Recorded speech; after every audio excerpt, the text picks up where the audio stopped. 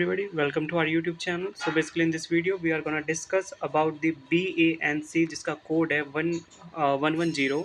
सो इसका बेसिकली जो टॉपिक है अनुसंधान विद्या। सो बेसिकली ये हम आज डिस्कस करने वाले हैं इसके मोस्ट इम्पॉर्टेंट क्वेश्चंस। सो जो है इसके जो है हम मोस्ट इम्पॉर्टेंट क्वेश्चंस के आंसर्स को डिस्कस करने वाले हैं, राइट। जो कि ये कैसे सेलेक्ट किए गए हैं, ये पिछले 5 सालों के जो मोस्ट इम्पॉर्टेंट क्वेश्चन हैं ना, उससे निकाले गए हैं। सो ये हमारे प्रेम सर ने निकाला है। सो और बेसिकली मैं एक चीज़ और बताना चाहता हूँ। अगर आप जून 2026 का एग्ज़ाम की प्रिपरेशन कर रहे हैं या दिसंबर 2026 की एग्ज़ाम की प्रिपरेशन कर रहे हैं, सो ये आपके लिए बहुत ज़्यादा इंपॉर्टेंट होगा। सो आप अगर न्यू हो इस यूट्यूब चैनल पे, सो आप सब्सक्राइब कर सकते हो और बेल आइकन प्रेस कर सकते हो, ताकि जो भी हमारा इग्नो से रिलेटेड जो भी वीडियो है वो आपके पास सबसे पहले पहुँचे। सो बातचीत हो गई, अब हम बढ़ते हैं अपने स्टडी की तरफ। सो BANC 110 अनुसंधान विधियाँ, राइट। सो पहले क्वेश्चन में हमसे क्या पूछ रहा है, मानव विज्ञान क्या है, राइट। मानव विज्ञान क्या है, राइट। Anthropology, right. सो क्या मानव विज्ञान एक विज्ञान है, क्या एंथ्रोपोलॉजी एक साइंस है। सो इस पे हमें डिस्कशन करना है। सो आंसर डिस्कस करते हैं। आंसर में क्या है, मानव विज्ञान एंथ्रोपोलॉजी वह विषय है जो पूरी दुनिया में इंसानों के इतिहास, जो मानव विज्ञान यही है कि जो पूरे दुनिया में जो इंसानों के जो इतिहास जो है, उनकी बनावट जो है और उनके जो भी समाज है, राइट, जो भी उनका समाज है, उनकी संस्कृति की शुरुआत से लेकर यानी जो उसके स्टार्टिंग से लेकर पूरा अध्ययन करना, यानी उनके बारे में बिल्कुल डिटेल स्टडी करना, दैट इज़ कॉल्ड एंथ्रोपोलॉजी, मानव विज्ञान। सो यह समझने की कोशिश करता है कि इंसान कैसे कैसे उसका डेवलपमेंट होता है, कैसे विकसित हुए, और अलग अलग जगहों पर रहने वाले लोगों के रहन सहन में अंदर क्या है। और जैसे कोई इंसान अमेरिका में रहता है, कोई इंसान ऑस्ट्रेलिया में रहता है, सो अलग अलग इंसान कैसे कैसे रहते हैं, कैसे कैसे अपना डेवलपमेंट करते हैं, कैसे कैसे आगे बढ़ते हैं, कैसे कैसे छोटे से बड़े होते हैं, राइट। सो ये डिस्कस करना है, राइट। सो ये था हमारा एक टाइप से डेफिनेशन। सो अब हम बढ़ते हैं मानव विज्ञान, क्या क्या मानव विज्ञान एक साइंस है, क्या एक विज्ञान है। सो ये हम डिस्कस करने वाले हैं। सो बेसिकली क्या मानव विज्ञान एक साइंस है, चलिए डिस्कस करते हैं। हाँ, मानव विज्ञान को एक विज्ञान माना जाता है क्योंकि यह केवल कल्पनाओं पर काम नहीं करता, बल्कि ज्ञान इकट्ठा करने के लिए वैज्ञानिक तौर तरीकों का इस्तेमाल करता है, राइट। सो यानी जो है ना, ये केवल ज्ञान, जो ज्ञान के बारे में केवल ये ज्ञान इकट्ठा नहीं करता, जो मानव के लिए जो वैज्ञानिक जो तौर तरीके हैं वो भी इस्तेमाल करते हैं। जैसे तथ्यों पर आधारित एम्पिरिकल, राइट। मानव शास्त्र खुद मैदान में जाकर लोगों के बीच रहकर या पुरानी हड्डियों की जांच करके असली डेटा इकट्ठा करते हैं। क्रमबद्ध अध्ययन, सिस्टमैटिक स्टडी, इसमें जानकारी को एक नियम और तरीके के तहत इकट्ठा किया जाता है, फिर उसका विश्लेषण किया जाता है, राइट। सिस्टमैटिक स्टडी में होता है पक्षपात रहित ऑब्जेक्टिव वे में, राइट। एक वैज्ञानिक की तरह शोधकर्ता अपनी खुद की पसंद या नापसंद को किनारे रखकर समाज का सच्चाई से अध्ययन करता है। हालांकि हालांकि यह भौतिक विज्ञान फिजिक्स की तरह बंद प्रयोगशाला में टेस्ट नहीं कर सकता, क्योंकि इंसान हर पल सोचता और बदलता है। इसलिए इसे एक सामाजिक और प्राकृतिक विज्ञान का मिश्रण माना जाता है।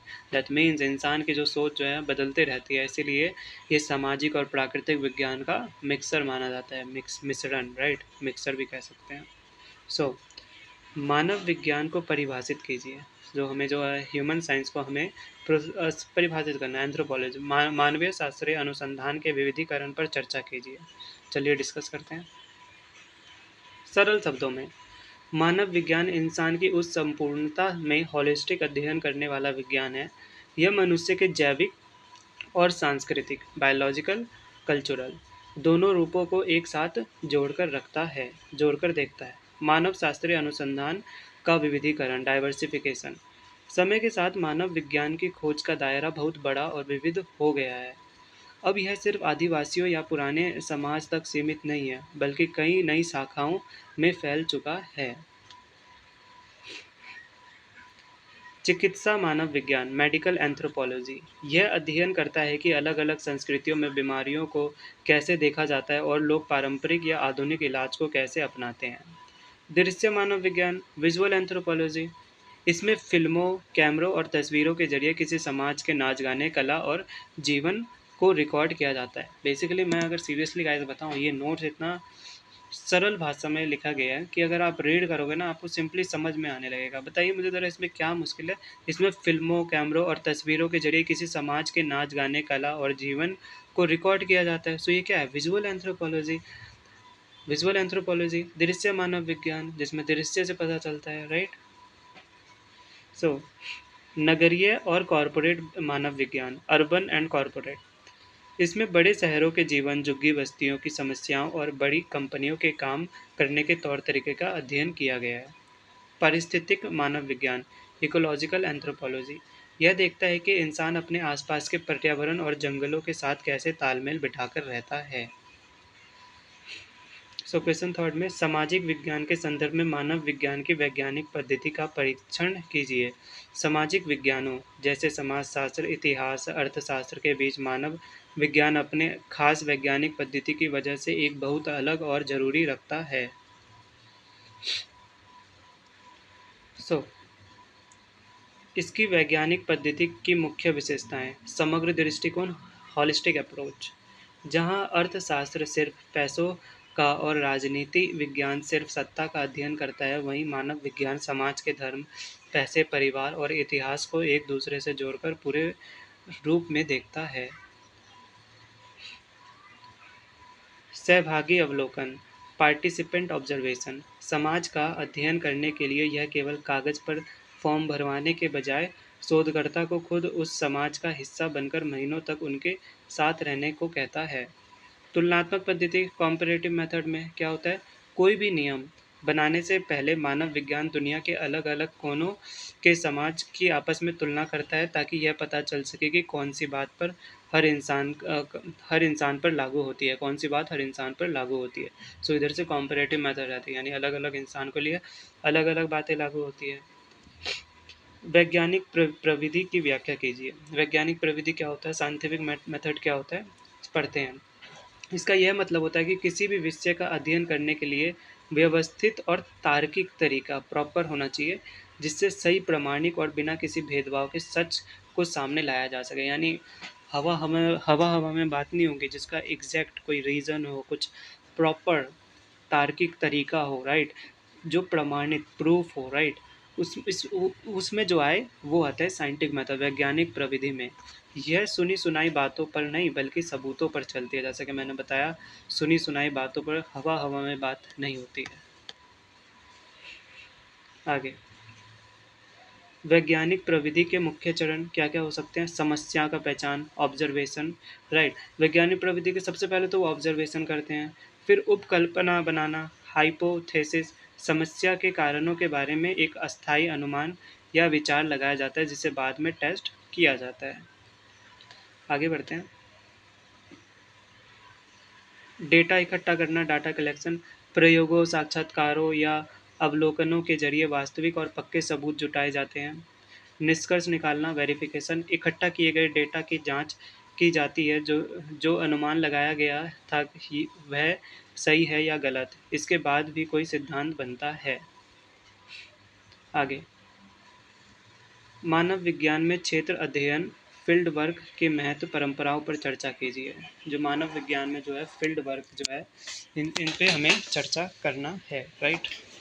सो क्षेत्र अध्ययन या फील्ड वर्क मानव विज्ञान की आत्मा है। इसका मतलब है कि शोधकर्ता दफ्तर या लाइब्रेरी में बैठकर किताबें लिखने के बजाय खुद उस जगह जाता है जहाँ के लोगों को उसे अध्ययन करना है। फ्रांस बोआस और ब्रॉनिस्लॉ मैलिनोव्स्की ने इस परंपरा को मजबूत किया था। फील्ड वर्क का महत्व क्या है, समझिए। एमिक पर्सपेक्टिव, भीतरी नज़रिया, जो आखिर एक्चुअल में हो क्या रहा है वहाँ से आपका नज़रिया पता चलेगा। इससे शोधकर्ता को किसी भी परंपरा या रिवाज को बाहर के व्यक्ति की तरह आंकने के बजाय खुद वहाँ पे रह कर, राइट, वहाँ के स्थानीय लोगों की नज़र से समझने का मौका मिलता है, राइट। आगे बढ़ते हैं। गहरा भरोसा, रैपर्ड बिल्डिंग, यानी आप भरोसा गहरा कर सकते हो उस बात पर। जब शोधकर्ता लोगों के साथ कई महीनों तक सुख दुख में साथ रहता है तो लोगों का उस पर गहरा भरोसा बन जाता है। इस वजह से वे अपने जीवन की सच्ची और गुप्त बातें को भी साझा कर देते हैं, राइट। असली व्यवहार की जानकारी, लोग कई बार इंटरव्यू में झूठ बोल सकते हैं, लेकिन जब आप उनके साथ 24 घंटे रहते हैं तो आप उनका असली और प्राकृतिक व्यवहार देख पाते हैं, राइट। बहुत ही ईजी लैंग्वेज में, और ये सब सारे पॉइंट्स आप जो है ना एक्चुअली समझिए, राइट। जितना ज़्यादा समझोगे उतना ज़्यादा आपको अच्छे से समझ में आएगा। मानव शास्त्रीय क्षेत्र कार्य के उपकरणों और तकनीकों का वर्णन कीजिए। जो मानव शास्त्रीय क्षेत्र कार्य के जो उपकरण है, राइट, उनके और उनके जो तकनीक है उनका हमें डिस्कशन करना है, राइट। तो करते हैं। फील्ड पर जाकर सही और वैज्ञानिक जानकारियाँ जुटाने के लिए मानव शास्त्री कई तरह के उपकरणों, टूल्स और टेक्निक्स का इस्तेमाल करते हैं। मुख्य तकनीक और उपकरण क्या क्या होते हैं समझते हैं। सहभागी अवलोकन, लोगों की रोज़मर्रा की ज़िंदगी जैसे खाना पकाना, खेती करना या त्योहारों में खुद शामिल होकर उन्हें करीब से देखना क्या कहलाता है, सहभागी अवलोकन।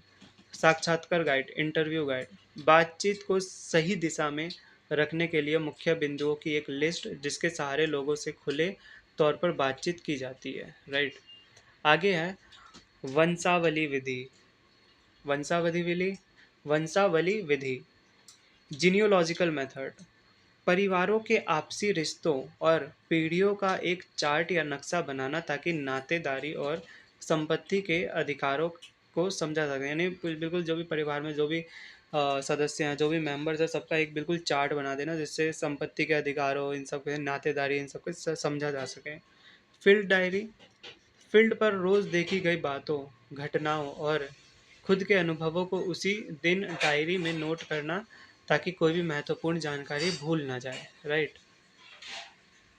सो इसी के साथ हमारा 6th क्वेश्चन होता है खत्म। अब हम बढ़ते हैं अपने 7th क्वेश्चन में। सो बेसिकली 7th क्वेश्चन हमसे क्या पूछ रहा है मानव विज्ञान में सांख्यिकी के उपयोग महत्व पर चर्चा कीजिए। चलिए चर्चा करते हैं। सांख्यिकी बोले तो क्या, स्टैटिस्टिक्स। स्टैटिस्टिक्स मतलब क्या, जो भी डेटा है मानव विज्ञान में, राइट। तो चलिए डिस्कस करते हैं।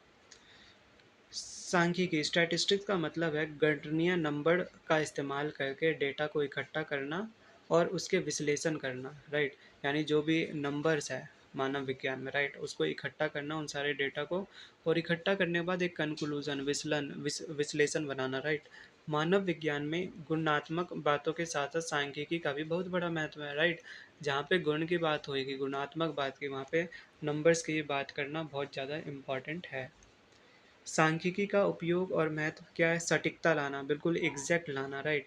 जैसे केवल यह कहना कि गांव में बहुत से लोग अनपढ़ हैं वैज्ञानिक नहीं लगता, साइंटिफिक नहीं लगता, राइट। अगर सांख्यिकी का मतलब से हमें सटीक बता सकते हैं कि गांव में 62% 62% लोग अनपढ़ है, राइट। औसत निकालना, सेंट्रल टेंडेंसी, जैसे हम अपना मीन, मीडियन, मोड रहता है, उन सब का निकालना। इसके जरिए हमें क्या पता चलता है, किसी आबादी की औसत आय, औसत उम्र या शादी की सामान्य उम्र का पता लगाया जाता है, राइट। आगे बढ़ते हैं। संबंधों की जांच, कोरिलेशन, यह जानने में मदद मिलती है कि क्या दो चीज़ें आपस में जुड़ी हैं। जैसे क्या माँ की शिक्षा बढ़ने से बच्चों में कुपोषण की दर कम हो रही है या नहीं, राइट। सो क्वेश्चन 8 में हमसे क्या पूछ रहा है, मानव शास्त्रीय अनुसंधान में प्रयुक्त सांख्यिकीय सॉफ्टवेयर पैकेज की चर्चा कीजिए। सो आज के आधुनिक दौर में जब फील्ड से बहुत बड़े स्तर पर आंकड़े, डाटा इकट्ठा होते हैं तो उन्हें हाथ से जोड़ने घटाने में बहुत वक्त लगता है। इसलिए शोधकर्ता कंप्यूटर सॉफ्टवेयर का इस्तेमाल करता है, राइट। सो मुख्य सॉफ्टवेयर पैकेज क्या होते हैं, SPSS, statistical package for the social sciences. यह सामाजिक विज्ञानों में सबसे ज़्यादा इस्तेमाल होने वाला सॉफ्टवेयर है। इससे बहुत आसानी से बड़े बड़े सर्वे के आंकड़ों को डालकर उनका औसत ग्राफ और जटिल गणितीय विश्लेषण निकाला जा सकता है, राइट। आगे बढ़ते हैं। MS एक्सेल, माइक्रोसॉफ्ट एक्सेल, यह एक बुनियादी और बहुत आसान टूल है। इसमें डेटा की टेबल बनाना, जोड़ना, घटाना और साधारण चार्ट या बार डायग्राम बनाना बहुत आसान होता है। आर और स्टाटा, ये थोड़े एडवांस सॉफ्टवेयर है जिनका इस्तेमाल जटिल जैविक आंकड़ों या बड़ी जनसंख्या के स्वास्थ्य से जुड़े डेटा का विश्लेषण करने के लिए किया जाता है, राइट। आगे बढ़ते हैं क्वेश्चन 9 में। सो क्वेश्चन 9 में हमसे क्या पूछ रहा है, जैविक मानव विज्ञान में प्रयुक्त विधियों की संक्षेप में चर्चा कीजिए, राइट। जो बायोलॉजिकल एंथ्रोपोलॉजी है, राइट, जैविक मानक विज्ञान, जो जो भी उसमें जो प्रयुक्त विधियां हैं उसको हमें जो है डिटेल में डिस्कशन करना है, तो चलिए करते हैं। जैविक मानव विज्ञान, बायोलॉजिकल एंथ्रोपोलॉजी, इंसान के शरीर, उसकी हड्डियों, जेनेटिक्स और विकास के पहलुओं का अध्ययन करता है। इसके लिए प्रयोगशाला और विशेष वैज्ञानिक तरीकों का उपयोग किया जाता है, राइट। मुख्य प्रयुक्त विधियां क्या क्या हो सकती है? सोमैटोस्कोपी, सोमाइटोस्कोपी, आंखों से देखकर शरीर के बाहरी लक्षणों जैसे त्वचा का रंग, बालों की बनावट, होंठों के आकार आदि का व्यवस्थित रूप से अवलोकन करना। एंथ्रोपोमेट्री, एंथ्रोपोमेट्री पोमेट्री क्या होता है? शरीर के अलग अलग हिस्सों को विशेष औजारों से मापना, जैसे कद की लंबाई, वजन, सिर की चौड़ाई आदि, राइट। आगे बढ़ते हैं। ऑस्ट्रियोमेट्री, ऑस्ट्रियो ऑस्टियोमेट्री, राइट। ऑस्टियोमेट्री, पुरानी या दबी हुई इंसानी हड्डियों और खोपड़ियों का माप लेना, ताकि प्राचीन इंसानों के आकार और उनके रहन सहन का पता लगाया जा सके। सो आनुवंशिक विधियां, जेनेटिक मेथड्स, लोगों के खून और डीएनए के सैंपल लेकर उनके ब्लड ग्रुप, आनुवांशिक बीमारियों और विभिन्न आबादियों के बीच के ऐतिहासिक रिश्तों की खोज करना, राइट। ये कहलाता है जेनेटिक मेथड्स में आता है प्रोबेबली। मानव विज्ञान में निरिवंश विज्ञान, एथनोग्राफिक पद्धति पर चर्चा कीजिए। निरिवंश विज्ञान या एथनोग्राफी, एथनोग्राफी का मतलब है किसी एक समाज या संस्कृति के बारे में बहुत गहराई से और विस्तार से एक किताब या रिपोर्ट लिखना। यह पूरी तरह से फील्ड वर्क पर आधारित होती है, राइट। सो नृवंश विज्ञान की मुख्य पद्धतियाँ क्या क्या होती है? दीर्घकालिक निवास, लॉन्ग टर्म स्टे, शोधकर्ता को उस समाज के साथ कम से कम एक पूरा साल बिताना होता है, ताकि वह उनके जीवन के सभी उतार चढ़ाव, खेती के मौसम और त्योहारों को साक्षात देख सके। गहन विवरण, थिक डिस्क्रिप्शन, किसी घटना को सिर्फ ऊपर ऊपर से लिखना एथनोग्राफिक नहीं है, समझो। इसमें घटना के पीछे के गहरे सामाजिक और सांस्कृतिक अर्थों को भी लिखना पड़ता है, यानी जो पिछले जो गहरे सामाजिक जो भी सांस्कृतिक अर्थ है उनको भी यहाँ पे लिखना पड़ता है, राइट। है फिर आगे है सांस्कृतिक सापेक्षवाद, कल्चरल रिलेटिविज्म। इसके तहत शोधकर्ता अपनी खुद की संस्कृति को श्रेष्ठ समझे बिना सामने वाले की संस्कृति को उनके ही नियमों के अनुसार समझने का प्रयास करता है, राइट। अब बढ़ते अपने क्वेश्चन 11 पे। सो क्वेश्चन 11 पे हमसे क्या पूछ रहा है? शोध प्रारूप डिजाइन, राइट, के विभिन्न चरणों, अनिवार्यताओं पर चर्चा कीजिए। सो चलिए डिस्कस करते हैं। शोध प्रारूप या रिसर्च डिजाइन का सरल मतलब है रिसर्च शुरू करने से पहले बनाया गया एक पूरा नक्शा या योजना, ताकि हमारा काम भटके बिना सही समय पर पूरा हो सके। अनुसंधान डिजाइन के मुख्य चरण, विषय का चुनाव, फॉर्मुलेटिंग द प्रॉब्लम, सबसे पहले यह तय करना कि किस खास विषय या समस्या पर अध्ययन करना है। साहित्य की समीक्षा, रिव्यू ऑफ लिटरेचर, उस विषय पर पहले से लिखी गई किताबों और रिसर्च पेपर्स को पढ़ना, ताकि यह पता चले कि क्या काम हो चुका है और क्या बाकी है। उद्देश्य तय करना, सेटिंग ऑब्जेक्टिव्स, यह साफ करना कि इस रिसर्च के जरिए हम किन सवालों के जवाब ढूंढने की कोशिश कर रहे हैं। अध्ययन क्षेत्रों और सैंपल चुनना, यह तय करना कि रिसर्च किस गांव, शहर या आदिवासी इलाके में होगी और किन लोगों का इंटरव्यू किया जाएगा। डेटा विश्लेषण की योजना, यह पहले से तय करना कि इकट्ठा की गई जानकारी को कैसे जांचा और लिखा जाएगा। सो इसी की हम क्या कहते हैं? डेटा विश्लेषण की योजना, राइट। सो क्वेश्चन 12 में हमसे पूछ रहा है अनुसंधान डिजाइन के प्रकारों का वर्णन कीजिए। जो अपने जो अनुसंधान डिजाइन है उनके सारे प्रकार का हमें वर्णन करना है। तो देखिए आंसर में क्या लिखा है? रिसर्च के उद्देश्य और उसकी प्रकृति के आधार पर अनुसंधान डिजाइन कई अलग अलग प्रकार के होते हैं। शोधकर्ता अपनी ज़रूरत के हिसाब से सही डिज़ाइन चुनता है, राइट। सो मुख्य प्रकार जो भी हैं वो हम डिस्कस करते हैं। सो पहला है अन्वेषणात्मक डिज़ाइन, एक्सप्लोरेटरी डिज़ाइन। इसका इस्तेमाल तब किया जाता है जब किसी विषय के बारे में पहले से बहुत कम जानकारी उपलब्ध हो। इसका मकसद विषय को गहराई से टटोलना और नई बातें ढूंढना होता है। वर्णनात्मक डिज़ाइन, डिस्क्रिप्टिव डिज़ाइन। इसका उद्देश्य किसी स्थिति, समुदाय या संस्कृति का बिल्कुल वैसा ही सटीक और विस्तृत वर्णन करना होता है जैसे वह वास्तव में है। जैसे किसी नई जनजाति के रहन सहन का विवरण ये करना। निदानात्मक डिज़ाइन, डायग्नोस्टिक डिज़ाइन। यह किसी खास समस्या के गहरे कारणों को ढूंढने और उसका समाधान खोजने के लिए बनाया जाता है। जैसे किसी आदिवासी इलाके में बाल कुपोषण के क्या कारण है। सो यहाँ से डायग्नोस्टिक डिज़ाइन के बारे में हमें पता चलता है। और ये डायग्नोस्टिक डिज़ाइन ये होता है जैसे किसी खास समस्या, जो बहुत ही खास समस्या रहते हैं उसके बारे में उसको ढूंढने और उसका समाधान खोजने में ये बनाया जाता है, राइट। प्रयोगात्मक डिज़ाइन, एक्सपेरिमेंटल डिज़ाइन जो रहता है, इसमें बंद या नियंत्रित माहौल में कारणों और उनके प्रभावों की बारीकी से जांच की जाती है, राइट।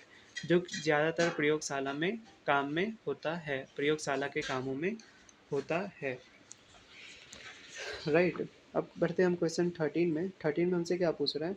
शोध परियोजना, रिसर्च रिपोर्ट की संरचना, रिपोर्ट लेखन के विभिन्न चरणों का वर्णन कीजिए, राइट। तो चलिए हम डिस्कस करते हैं शोध परियोजना, जो रिसर्च रिपोर्ट है उसके रिपोर्ट को डिस्कस करना। जब रिसर्च का काम पूरा हो जाता है तो सभी निष्कर्षों को एक व्यवस्थित किताब या रिपोर्ट के रूप में लिखना होता है। इसे ही शोध रिपोर्ट लेखन कहते हैं। इसकी एक तय संरचना होती है, सिंपल। रिपोर्ट लेखन के मुख्य भाग, मुख्य चरण क्या क्या हो सकते हैं? सबसे पहला शुरुआती पन्ना कैसा होना चाहिए, प्रिलिमिनरी पेजेस कैसा होना चाहिए, शुरुआती पन्ना। इसमें सबसे पहले मुख्य टाइटल, जो भी टाइटल है उस रिसर्च करने वाले की घोषणा, जिसने रिसर्च करके बनाया है उसकी घोषणा करना पड़ता है। आभार, एक्नॉलेजमेंट और पूरी रिपोर्ट्स की अनुक्रमणिका, टेबल ऑफ कंटेंट्स होती है। फिर प्रस्तावना, इंट्रोडक्शन होता है। इसमें विषय का परिचय, समस्या या महत्व और रिसर्च के मुख्य उद्देश्य को साफ शब्दों में लिखा जाता है। फिर कार्यप्रणाली, मैथोडोलॉजी। इस अध्याय में विस्तार से बताया जाता है कि डेटा कैसे इकट्ठा किया गया है, कौन से औजार अपनाए गए और फील्ड वर्क कहाँ किया गया है। डेटा प्रस्तुतिकरण और विश्लेषण, यह रिपोर्ट का सबसे बड़ा और मुख्य हिस्सा होता है, जहाँ इकट्ठा की गई जानकारियाँ को पैराग्राफ, टेबल में कैसे स्टडीज़ के रूप में पेश किया जाता है। निष्कर्ष और संबंध, फिर सबसे आखिरी में क्या निकलता है? कंक्लूजन और बिब्लियोग्राफी। सो अंत में पूरी रिसर्च का एक छोटा निचोड़, कंक्लूजन दिया जाता है। और जब और उन सभी किताबों व लेखकों की लिस्ट, बिब्लियोग्राफी दी जाती है जिनकी मदद ली गई थी। सो उसे बनाने के लिए जिन भी हमें किताबों की ज़रूरत पड़ी, जिन भी लेखक की ज़रूरत पड़ी, सो हमें वो भी वहाँ लिखना पड़ता है, जिसको हम बिब्लियोग्राफी कहते हैं। आगे बढ़ते हैं। गुणात्मक तथा मात्रात्मक शोध प्रविधियों की व्याख्या कीजिए। सो करते हैं। मानव विज्ञान में जानकारी इकट्ठा करने के दो तरीके होते हैं, दो प्रविधियां के संतुलन के इस्तेमाल में किया जाता है, एक गुणात्मक और एक मात्रात्मक। तो समझिए क्या होता है ये। सबसे पहला हम शुरू करते हैं गुणात्मक से, that means qualitative methods, right. गुणात्मक वे प्रविधियां नंबर पर नहीं बल्कि शब्दों, भावनाओं, अर्थों और अनुभवों पर ध्यान देती है। इसके जरिए यह समझने की कोशिश की जाती है कि लोग किसी खास रीति रिवाज के बारे में क्या सोचते हैं या कैसे महसूस करते हैं। इसके लिए सहभागी अवलोकन, गहन इंटरव्यू और खुले संवाद का इस्तेमाल किया जाता है। इसके परिणाम विस्तृत कहानियों और विवरणों में आता है। मात्रात्मक प्रविधियाँ क्या होते हैं? क्वांटिटेटिव मेथड डिस्कस करते हैं।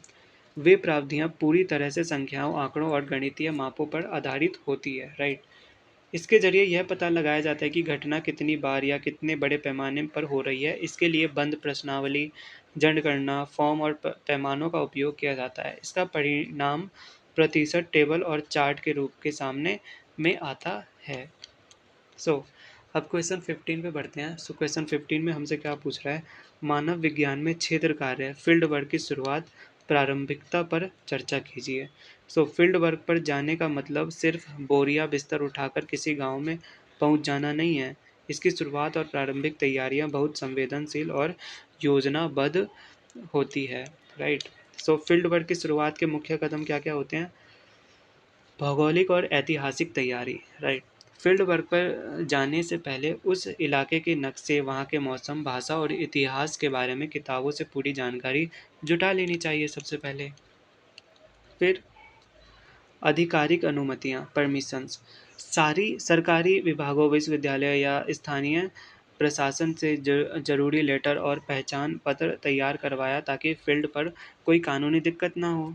समुदाय में प्रवेश, एंट्री इनटू कम्युनिटी, गांव या कबीलों में जाते ही सबसे पहले वहां के मुखिया, बुजुर्गों या स्थानीय नेताओं से मिलना चाहिए।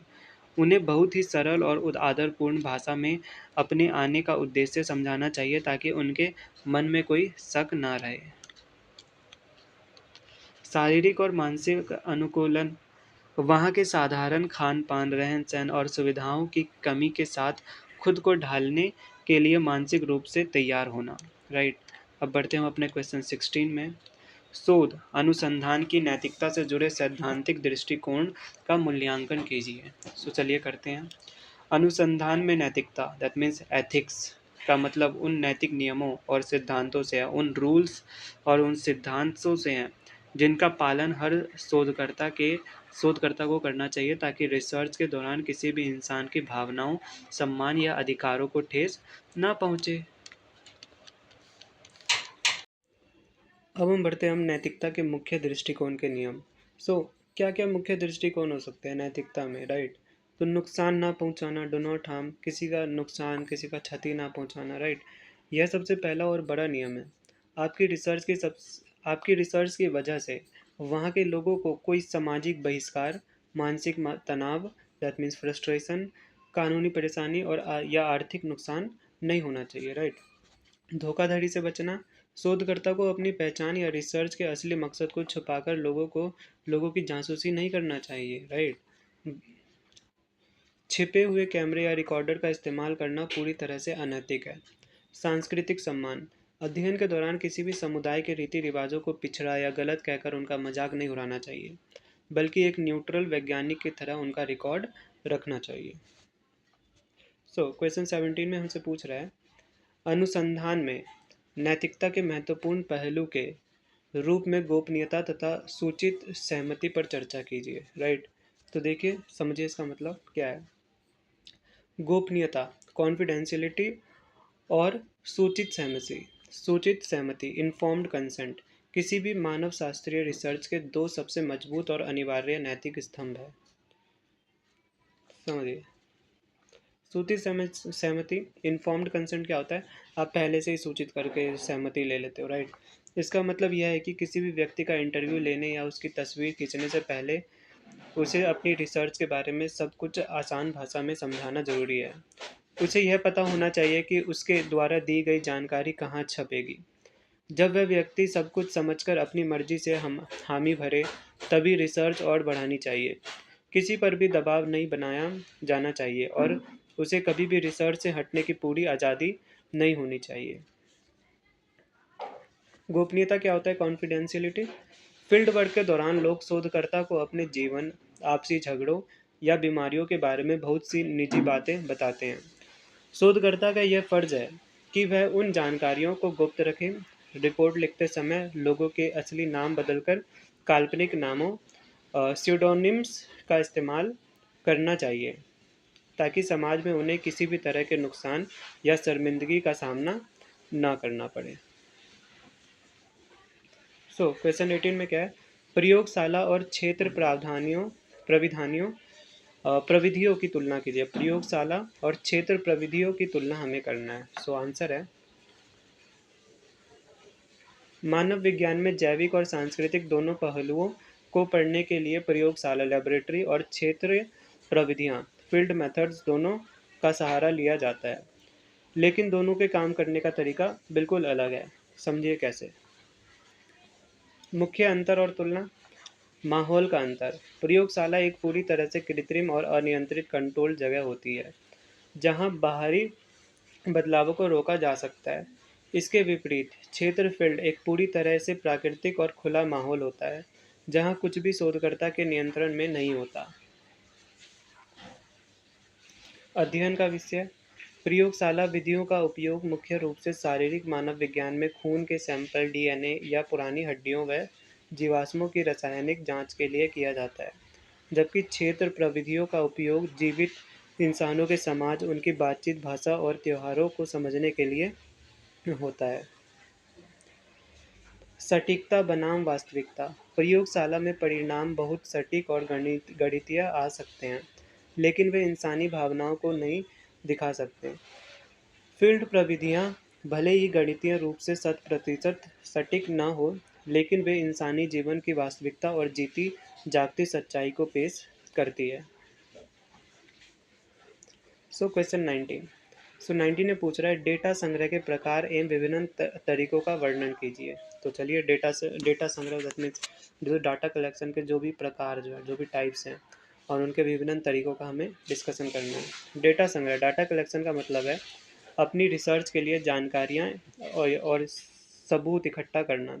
स्रोतों के आधार पर डेटा मुख्य रूप से दो प्रकार के होते हैं। कौन कौन से होते हैं, समझिए। पहला होता है प्राथमिक डेटा, प्राइमरी डाटा। यह वह मौलिक जानकारी होती है जिसे शोधकर्ता खुद पहली बार फील्ड पर जाकर सीधे लोगों से इकट्ठा करता है। इसके मुख्य तरीके क्या क्या हो सकते हैं? प्रत्यक्ष अवलोकन, खुद अपनी आंखों से घटनाओं और लोगों के व्यवहार को देखना और नोट करना। और दूसरा है साक्षात्कार, इंटरव्यूज, लोगों से आमने सामने बैठकर सवाल पूछना और उनके अनुभवों को रिकॉर्ड करना। दूसरा टाइप क्या होता है डेटा का? द्वितीयक डेटा, सेकेंडरी डाटा। यह वह जानकारी होती है जो पहले ही किसी अन्य व्यक्ति, संस्था या सरकारी विभाग द्वारा इकट्ठी की जा चुकी है और किताबों या फाइलों में मौजूद है। इसके मुख्य स्रोत क्या क्या हो सकते हैं? सरकारी जनगणना रिपोर्ट, सेंसर रिकॉर्ड और गजेटियर, ये सब जो है। पुरानी ऐतिहासिक डायरियाँ, सरकारी दस्तावेज और अदालती रिकॉर्ड, पहले से प्रकाशित रिसर्च जर्नल, मैगजीन और किताबें। अपने लास्ट क्वेश्चन में बढ़ते हैं। लास्ट क्वेश्चन 20 में हमसे पूछ रहा है, साक्षात्कार विधि, प्रश्नावली तथा फोकस समूह चर्चा एफजीडी पर संक्षिप्त टिप्पणी लिखिए। तो चलिए समझते हैं क्या है। ये तीन ही सामाजिक सांस्कृतिक मानव विज्ञान में डेटा इकट्ठा करने की बहुत ही लोकप्रिय और असरदार विधियाँ हैं। तो तीनों को हम एक एक करके समझते हैं। तो सबसे पहले है साक्षात्कार विधि, इंटरव्यू मेथड, राइट। इसमें शोधकर्ता और उत्तरदाता आमने सामने बैठकर बातचीत करते हैं। यह विधि बहुत लचीली होती है। अगर कोई उत्तर समझ में ना आए तो शोधकर्ता मौके पर ही दूसरा सवाल पूछकर बात को साफ कर दे सकता है। यह लोगों के व्यक्तिगत अनुभवों को जानने का सबसे अच्छा तरीका है, राइट। तो ये सबसे बढ़िया तरीका माना जाता है। प्रश्नावली, क्वेश्चनेयर, राइट। यह सवालों की एक छपी हुई लिस्ट होती है जिसे उत्तरदाताओं को दे दिया जाता है और वे खुद उसके जवाब भरकर वापस करते हैं। इसका उपयोग तब किया जाता है जब पढ़ने वाले लोग ज़्यादा हो और हमें बहुत कम समय में बहुत सारे लोगों से सीधे और संक्षिप्त आंकड़े, जैसे हाँ ना वाले जवाब चाहिए हो, राइट। तो ये डायरेक्ट हम ये लिखित रूप में जो जवाब देने वाले रहते हैं उनको देना पड़ता है। फोकस समूह चर्चा, फोकस ग्रुप डिस्कशन एफजीडी। इसमें किसी एक खास मुद्दे, जैसे गांव में पानी की समस्या पर चर्चा करने के लिए 6 से 10 लोगों के एक समूह को एक साथ बिठाया जाता है। शोधकर्ता एक गाइड की तरह चर्चा शुरू कर देता है और समूह के लोग आपस में बातचीत करते हैं। इससे यह पता चलता है कि किसी समस्या के बारे में पूरे समाज की सामूहिक सोच क्या है, राइट। तो इससे हमें टोटली जो पूरे समाज के बारे में क्या सामूहिक सोच चल रहा है, इससे हमें ये पता चलता है। इसी को क्या कहते हैं? फोकस समूह चर्चा, focus group discussion FGD. So yes guys, I hope you all have really understood till yet. So इसी के साथ अपना नोट्स होता है खत्म। So yes guys, I think it's all enough for today. So let's end the video. Bye guys.